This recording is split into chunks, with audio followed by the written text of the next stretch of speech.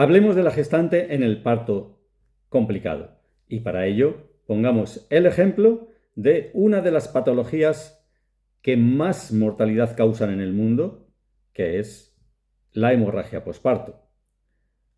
Vamos a hablar de la hemorragia posparto, la placenta retenida y la atonía uterina.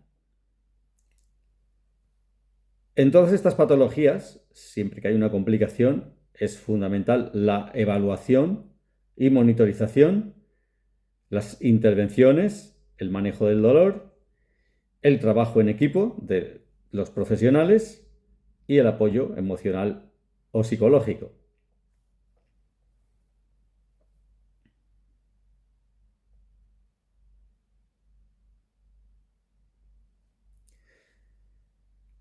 Hay tres grandes causas de atonía uterina. De hemorragia posparto. La primera es la atonía uterina, la segunda la retención de placenta y la tercera el trauma del tracto genital. Todas las demás causas son mucho menos frecuentes, como es la rotura uterina, la inversión uterina, el hematoma retroperitoneal, la coagulopatía de consumo o trastornos hemorrágicos heredados o adquiridos.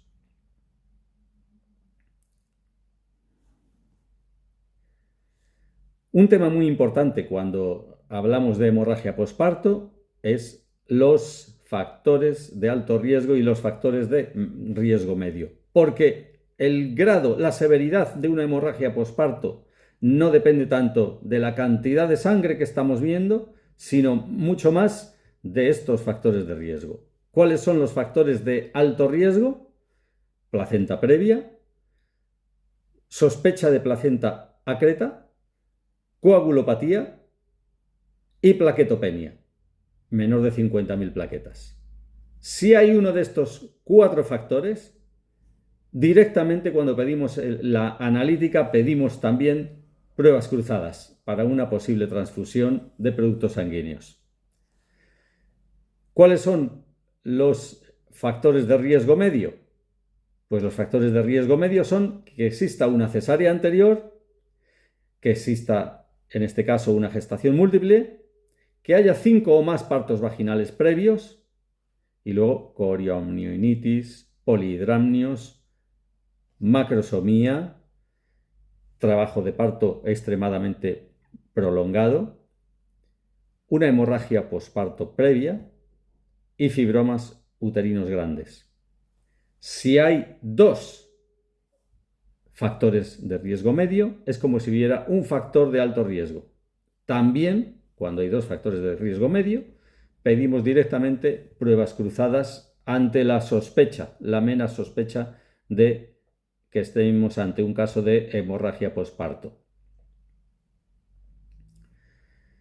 ¿Cómo se maneja la hemorragia posparto? Bueno, lo primero es obtener ayuda, como en todas las complicaciones obstétricas. Segundo, nos aseguramos de un acceso adecuado con una vía intravenosa de gran calibre. Monitorizamos los signos vitales de la madre. Tenemos que considerar la posible colocación de un catéter de Foley para vaciar la vejiga y, de paso, monitorizar la producción de la orina. Fundamental pedir pruebas de laboratorio, incluyendo pruebas de coagulación, grupo IRH y, como digo, si hay un factor de riesgo alto o varios factores de riesgo medio, pruebas cruzadas. Siguiente paso, un examen físico exhaustivo para buscar la etiología de la hemorragia posparto. Puede haber laceraciones vaginales, por ejemplo, o puede haber una atonía uterina.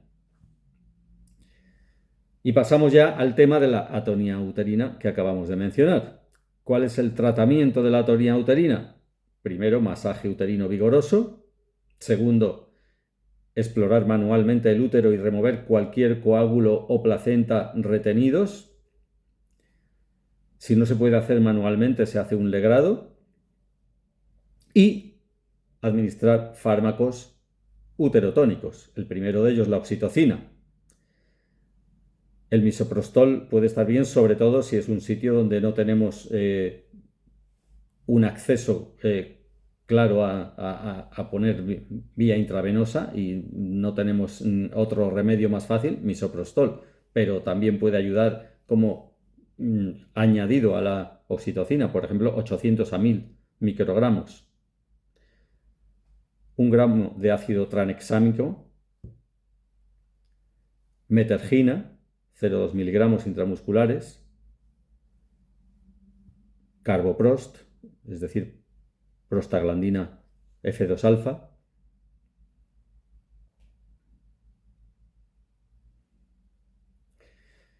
¿Qué hacemos si con todo esto la atonía uterina no se puede solucionar?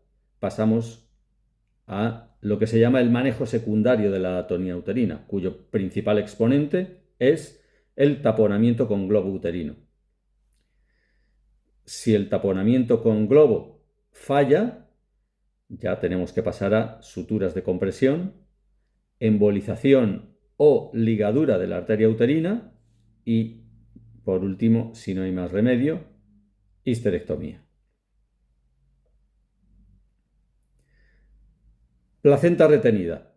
La placenta retenida es la placenta que no sale en 30 minutos. Y los pasos en un caso de placenta retenida son obtener anestesia adecuada, por supuesto, intentar la extracción manual de placenta con una mano sujetando el fondo del útero y con la otra mano despegando, separando suavemente el útero, comenzando por el borde superior de la placenta para, si es posible, traernos todo el útero, toda la placenta, intacta. Hay que considerar la ecografía para asegurar que todo el tejido placentario ha sido removido, ha sido quitado. Hay que palpar y masajear el fondo uterino hasta que esté duro.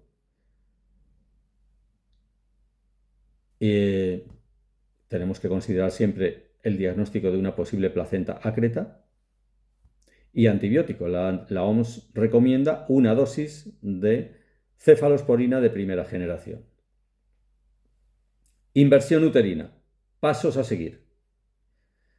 Cuando tenemos un útero que protruye a través de la vulva de la mujer normalmente tras una tracción muy habitualmente por un obstetra poco experimentado,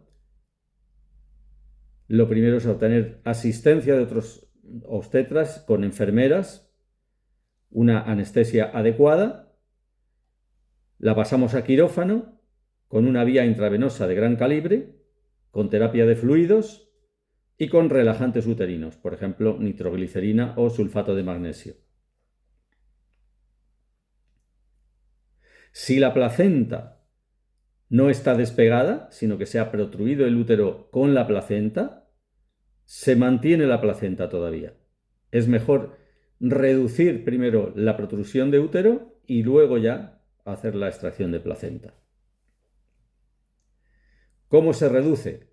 Se reduce de forma manual, colocando la palma de la mano a través del cuello del útero en la cavidad uterina, aplicando una presión suave en el fondo invertido. Se debe cubrir el útero con la palma de la mano, con los dedos hacia la parte posterior y el pulgar hacia la parte anterior, sin utilizar el puño, es decir, con la almohadilla de la mano. ¿Qué no funciona? La reducción manual se pasa al procedimiento de Holting.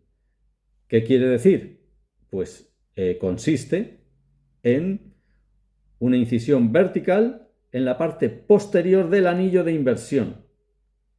Una incisión vertical en el útero, en la parte posterior, para así aumentar el espacio por el que puede salir. Si eso no es posible, se pasa a una laparotomía.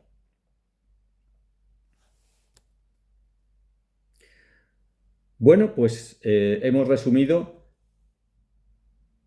las principales emergencias que pueden surgir en el posparto y con ellas evaluamos lo que es una atención de la gestante en una emergencia. La evaluación, las intervenciones, el trabajo en equipo y el apoyo emocional.